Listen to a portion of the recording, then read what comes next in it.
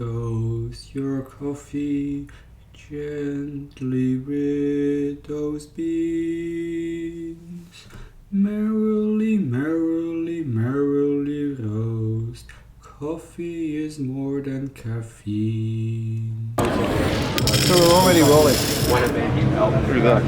Almost perfect. That's on the way. It's that camera and gas that's talking about. Okay, so very excited I get to try out my Kenya beans on the link, Yeah. which is actually being used here in the championship. It is. We're the official sponsor of the World Roasting Championship this year. The sample roaster sponsor. First year doing it. Very excited. So, what is the variety that we're using today? Kenya. Kenya variety or Kenya orange? Arabica. I should have it in my system. I will, It actually doesn't matter too much, but we have a wash coffee. Yes. What we're going to do in order to determine what profile we're going to use for the link is we're going to do a density measurement. So you can see I've weighed out 100 grams of green here. The next thing I'm going to do is get my density tube. Of course, you can do a density measurement with expensive machinery. You can do a moisture measurement with expensive machinery, but that often costs more than what this roaster costs. So why would we ask someone to buy an expensive roaster or an inexpensive roaster and they get expensive machinery? But I took inspiration from this because I saw this on a video, and I'm doing it now with a Nutella jar, which is like it's 250 milliliters. So I'm always using this as a reference. Nice. Filling it up. It gives you a variety. And then So what we do is we're going to put this into our tray. initial presentation. And you guys have already got used to it. Overflowing it like that. I'm not going to tap it down. I'm not going to shake it. I'm not going to press it. What I'm doing is a wiggling, sweeping motion across. Some people like to spin it as well. And I think the idea is, Gentle. That comes back on here. altitude celebration, being started in row surgery. This is more consistent with this kind of. I do it with the jar with my finger, and then it depends on how I'm wriggling it. But it's a bigger volume, Next so. thing is I'm going to get into is what we call the added substation. So how are we on density? It's my scale diet, so These are going to get a little nerdy in some of the roast features, but it's allowed you to see some of the details of where we're going. I'm also going to show you some of the functionalities. I'll do a roast so you can see everything fine. It's kind of good. So it's Kenya Sakami. The processing was actually natural. It didn't look like it. Well, or I didn't properly annotate it in my system, but that would be. Charlotte, what do you think that is?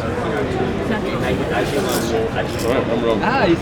Oh, but I wouldn't have guessed. I was looking, and if I would look at it, I would probably also thought. You can do a little brownish red. Yes, our density measurement is 69. 69. And you see, I have a measurement of 180.5 and 250. It's like density in reference to what? Like density, do you have like a kilogram jar or something like that, and then you fill that up? Yeah, it's 250 milliliters. Yeah, but what I'm saying is this is not 200 milliliters. Yeah, no. So for our algorithm, we need to use this tube specifically. So what we're going to do is go into our profile selector, into a new sample entry. I would say it's a standard screen size, or it's on the borderline of small. What would you like? A filter, cupping, omni profile? Let's do filter.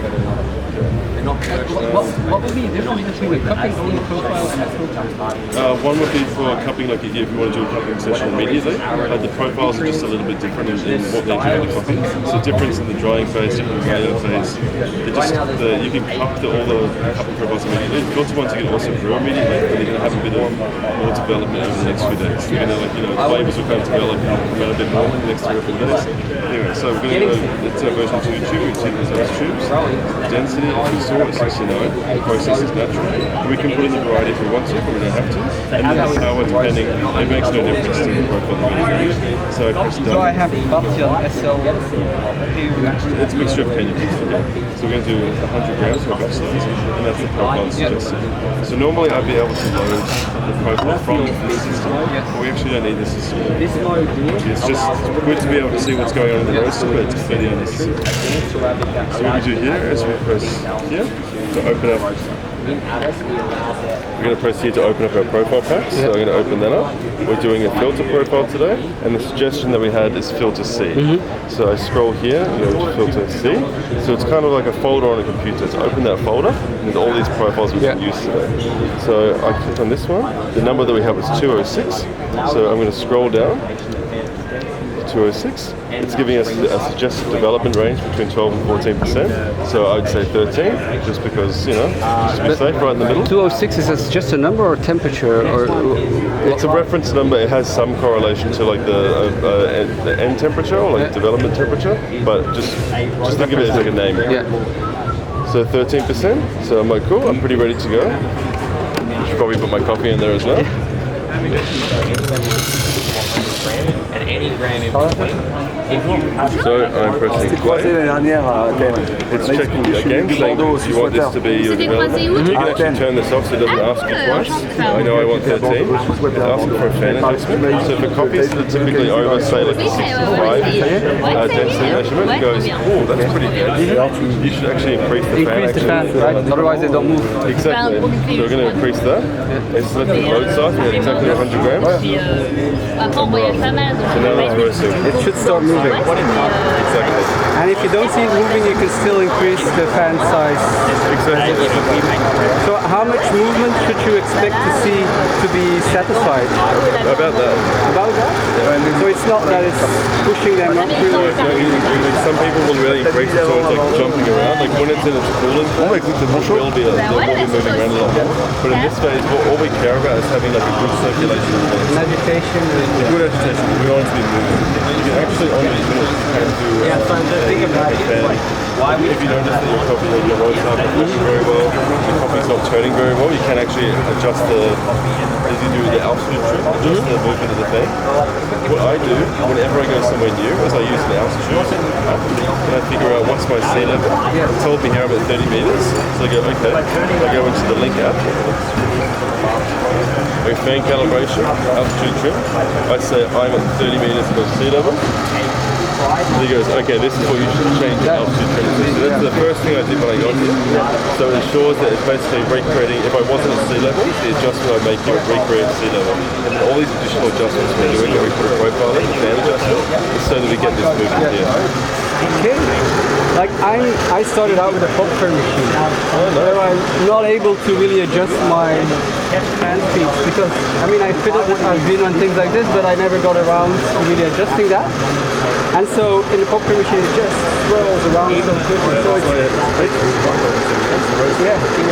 so it's why it's interesting to see actually how that's moving. So into the chamber, and it has slits at an angle. The wind comes in at an angle, so it blows it. So that's why it moves. So how are you measuring the temperature? Is it like infrared sensors also? Or? Actually, this one is coffee, so I can't show you, but there's a probe just in the back, about this high. Yes. There's a probe about this long at the back. Is there also a probe for the air temperature? No, so I mean, we would normally show up in here, so we do the ambient temperature of the roaster, which is what the probe is reading, the ambient temperature, and then the average temperature. For us, because we're not using like a drop temperature, like other roasters where it's dropping in and you're getting cold and heating up again, we're starting at room temperature and then moving upwards. Having a bean to ambient temperature doesn't make sense because the bean is heating with the roaster as it goes. Yes, We don't need that comparison. And it's also small quantities, so I guess it's for big batches that this is more important that they track it, right? So how much minutes will it take for this? I just need to put this back in. So we had a 69 grams. So we're expecting our first crack just after 6 minutes, somewhere between 6:05 and 6:25. I would say that the roast is going to take, if we let it do the entire cooling cycle, which we should, it would take maybe like 9.5 minutes. So you can see here's our timer, 3. So when it gets to about 5 minutes and 45 seconds, I'm going to put my ear really close. I'm going to hear a first crack. There's always one or two early ones, but I want that like Yes. I want that consistent, that rolling first crack. And when that happens, I go bam, bam, you got the right button there, that logs my first crack, and then it starts the development phase. So then it'll go, you'll see that the screen will change. It will say, well, 13%, it'll be a timer, a counter here that goes 1%, 2%, 3%, and climbs up. And when it hits 13, then all the heating stops. Normally this curve that you'll see will go whoop, and it will plummet. It will cool really rapidly. It'll be done in like less than 2 minutes. And you can cup it, if it's cupping profile, you can cup it straight away. If it's filter, we can brew it straight away if you want. I mean, I never really roast for cupping, but I always cup immediately anyway, and I think that's what roasters actually do, you know, I mean... Well, I mean, we built this as a sample roaster for producers, so they could cup really well. So, I mean, that's why we emphasize the cupping so much. Yes. Yeah. But I mean, a lot of home roasters have now adopted it, so they can use it. So this was my cup, I guess. Just... Do you like one of these cups? You can use it the whole expo. That looks very cool, yeah. That looks very cool. Okay, so the beans are already yellowing a little bit. So we're still a little time off from first crack. Okay, we're still yellowish, so I guess still. There you go. Wow. Perfect. Thanks. So where are you from actually? I live in Germany, but Actually, yeah, I thought I picked up. Yeah. What about you? I'm from Belgium. I mean, yeah, Belgium, UK, let's say. Belgium better. I just say Belgium. So actually a week ago on my popcorn machine I tried to do a roast with just one bean. And the reason was that I work in the botanic garden of Mainz and we have coffee growing there in Brussels. And I was able to get one berry once. And I used one bean to try how does it taste like when it's fresh from the fruit. And I had the other one and it dried for a year. So I tried to do one bean roast, but it was impossible to hear the first crack. So you can see now we're at like 5:35. Yeah. Getting close to that 6-minute mark. Okay, that's where we see the expected first crack. So that green zone there would be our expected first crack, and this would be next. So our roast would be up here at the moment, like really close, and it's like 95% accurate. If you do your density measurement properly, it's 95% accurate. So if we lean in, we should start to hear the first one pretty soon. I think we might have. How we like to split it, we do an essential portion, and then we put an added Oh, might be late. So you can see if Yeah, I'm here right now. So now you're setting the first crack. Exactly. So I press that one and that one. Or on the computer, I can press MC for first crack. Oh, there we go. Beautiful. Now, if I wanted to, I could actually go, oh, this first crack too early, so I can reset it again. So now we're getting a lot more movement because the beans have already lost some of their density and they start to. Exactly right. The fan speed hasn't changed. Not really. Like it will change slightly throughout the roast, depending on the profile. So you can see here, that's the fan speed at the start of a normal roast. Yeah. And that's it. It goes down the bottom. And you watch, see that timer that's ticking up? So it's like 6.97, 7.1. When it gets to 13, you'll see these beans. It'll go really quick. That fan speed will increase more. And it will cool really rapidly. You'll see this is the temperature in the corner here. You watch it will go from 214 or 215. It will descend to like 110 in about 30 seconds. Yeah, wow. Yeah, on the Genie Cafe it takes a long time. Yeah. First I do batches of 250 and it's like 9 minutes to get it cooled down to 100. See, and then it's changing. Oh, So it's cooling now it's period. cooling. Okay. So how much time did it give for development after the first crack? It depends on how long your roast is. Because development is a percentage of the entire time. Yeah. So, you know, if the roast is 100 minutes long, at 30% development is 30 minutes long. Yeah. So you can't really measure it in time unless you have the... Because sometimes they give like as a pointer, like wait until first crack and then wait 2 minutes or wait 1 minute to let it still develop a little bit after first crack. And then I I've never done it that way. Okay. Because for me, like it's the measuring it as a percentage of the entire thing is a more accurate way to do it. Yeah, okay. Yeah. Because if you go, if you have a roast for 4 minutes long, Yes. and you say develop it for 2, then you roast it for 6 minutes long, you say develop it for 2 minutes. Then your development of the longer roast is shorter than the other ones. Okay? So that's why we talk like, you know, say the filter is like between. So this is already, This one is like It's already 60 degrees. it's already at 60 degrees now. So okay. So the fan speed is already decreasing a little bit. I can't see on this profile. Some of them will slow down, some of them will speed up a bit more, but I assume that it's blowing, it's going a bit harder. The process of the coffee, the volume for weight density. So the roaster comes in this time of day. Oh shit. Okay. Yeah. It's like 3 kg. So have you done competitions yourself? No, I coach my wife with she competes, but I'm not interested in myself. Okay. That's the attitude. I also was thinking it's better to come as a volunteer Yeah. and see how everything's going rather than having the stress of a competitor. I respect the competitions and like I've been around them a lot. Like Sandy, he won the second of the World Brewers Cup. I actually flew to Budapest to help him and I watched him. And that's where I met with my wife. So I'm grateful for the competition for like for that encounter. But yeah, I mean we're involved in the competitions a lot. We help.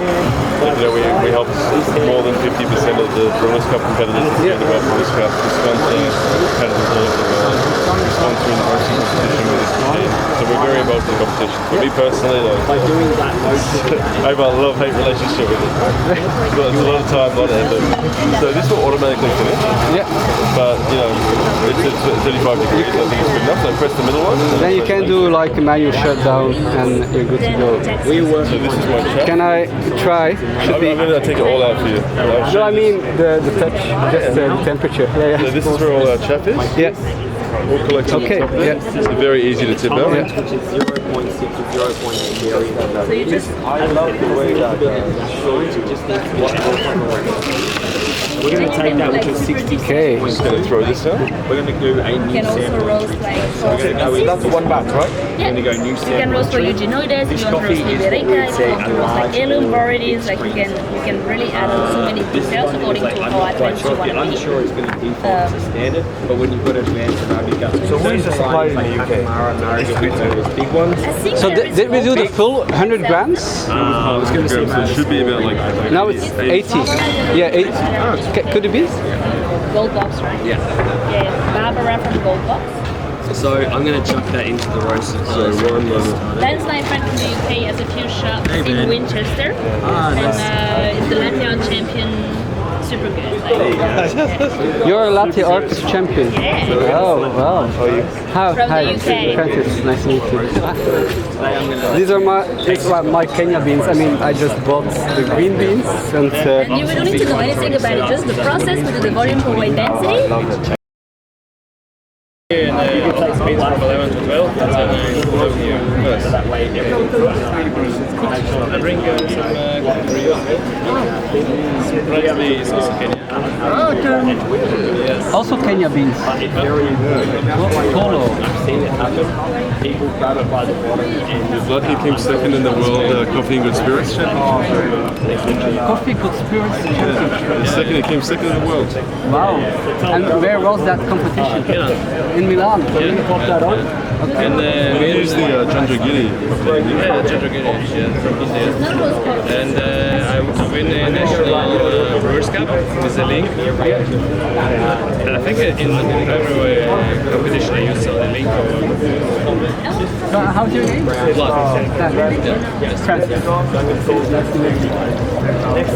Okay, Chilio, and then come by 12. Did you say?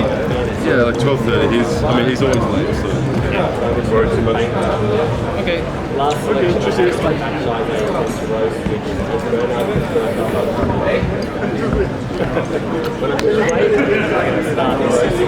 So what's your usual recipe? I usually just stick with the kind of like 4-6 method. I do like 4 different 4 or 5 different pulses of 60 grams. I usually grind quite coarse. So, you never know, like coffee could have a lot of chaff, you could choke a lot. Yeah, I'm a bit of a basic brewer, I don't really think about it too much. Yeah, but that's what they actually say. If you grind coarser, you can be more consistent in a way. We grind coarser, and like if you say a coffee is too fine, you'll over extract it, like no matter what. But if it's too coarse, you can always increase the temperature. If you're brewing at 93 degrees, then you can cool it at 94, 95, and then you'll get more extraction. You can still keep that same process. Yeah. Okay. You won't get that astringency that comes when it's too fine. Yeah. What I wanted to.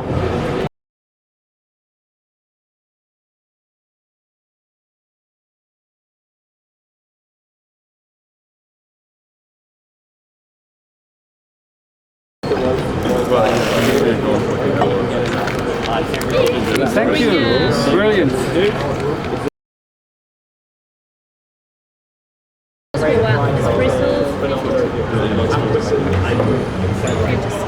Cheers! Cheers.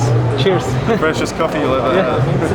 Always go forward. The rate of the momentum should be flowing up. And you notice if you hold onto that bag for a few days, I find that like the first day pretty good, second gets a bit better, third, and then the fourth, fifth day it gets a bit quieter.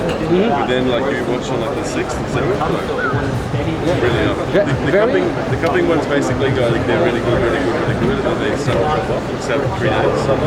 The espresso filter kind of dip there. But still very nice acids. I mean, citrus flavors. Delicious. And to be honest, I haven't been able to roast it like this myself. So now I know where I can aim for. No, you just need a link. Yeah. No more popcorn machine. Oh no, I'm doing it with the Genie Cafe usually, but yeah. But I just haven't done that many roasts with these beans, so this is good practice. Many thanks, Jordan. Oh, No problem. this was brilliant. Thank you. Pleasure. Bye. So here we are with the prepared coffee. It's a 10,000 euro a month, 38 square foot apartment in Copenhagen, Denmark, by the way. Where are you, Mom? You're not in the thing. I mean, like, oh, cheers. My beautiful wife, this is Flynn Sabor's wife. She's an extraordinarily attractive lady. Thank you. This is what I needed all day. A bit tired from the long trip. You get like 100,000 more views just because of standing in your film. You know that, right? Okay. Please remember, So smash the subscribe button and come see us on what channel are we on? Just kidding. critical coffee considerations. Yeah. Oh, Yeah, critical coffee consideration. the longest coffee channel out there. I mean, We're the longest. We've been around before YouTube. but how's the coffee? So Wait. wait for it. Worth to wait. Oh wow, man, that's really good. So this is the World of Coffee experience. I mean, it's my beans. I mean, I just bought them, but This I is got them coffee here. from Kenya, Yes. brought to Copenhagen by a Belgian, drinking by a Slavic, and What are else? you? What are you? And what am I? I'm a Honduran Americano. What else am I? A Belgium. They don't have coffee. Wait a minute. I'm a Wait a minute. Honduran Americano coffee connoisseur. Flynn Sabor. There's only one. So thanks for this experience and the promotion that you do for the channel. That's right, man. We're getting 4 million views. Look at my lovely wife. That's enough. This enough is for 100,000 views on that stuff. So if you'd like to join us again, please come to. Do they know where you live? Bruges, yeah. Oh, I'm an okay. official business. Yeah, totally. And Flynn gives tours. Yeah, you can do a tour come and a to coffee Bruges, tour. and we'll give you the coffee tour. We'll teach you everything, and it's for free. And I'll give you the best beer in the world. How about that? And coffee, and a combination of the two. And I have a massage chair. You can come join us, and I'll give you some West Fleeteren. That's the best beer in the world, 6 times, by the way, if you don't know it. Come join us. Ambassadors Tours of Brews, Yellow Umbrella on the marketplace. Yes, you cannot miss that. So thanks for following, and hope to see you on the next episode. Yes, that's right. Thanks, guys. Cheers. All right, success. Subscribe.